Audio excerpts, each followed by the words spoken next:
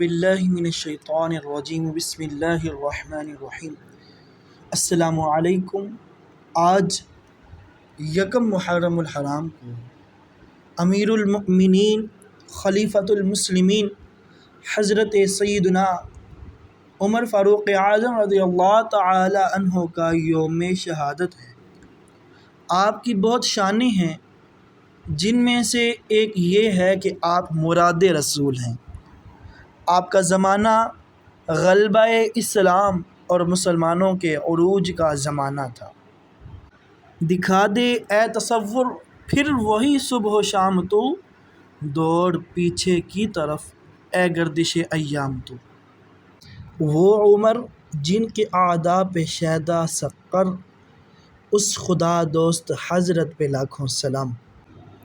حضرت امیر المؤمنین عمر فاروق اعظم فرمایا کرتے تھے کہ دوزخ کو زیادہ یاد کیا کرو، کیونکہ اس کی گرمی بہت شدید ہے اور اس کی گہرائی بہت دور تک ہے اور اس کے گرز لوہے کے ہیں۔ اللہ اکبر۔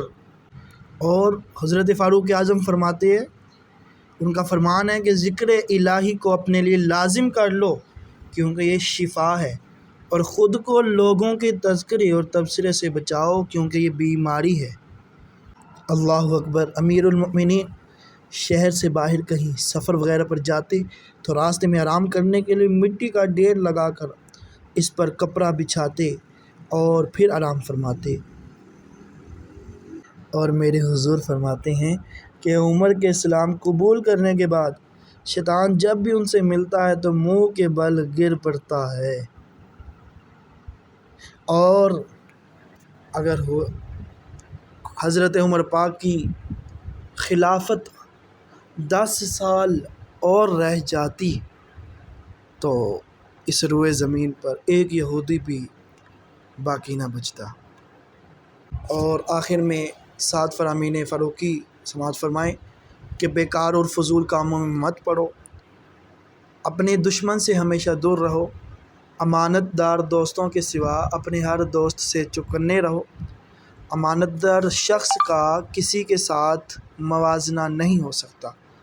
گناہ گاروں کی صحبت سے بچو، ورنہ تمہیں بھی ان کی گندگی لگ جائے گی۔ اپنے سربستہ رازوں کو فاش نہ کرو۔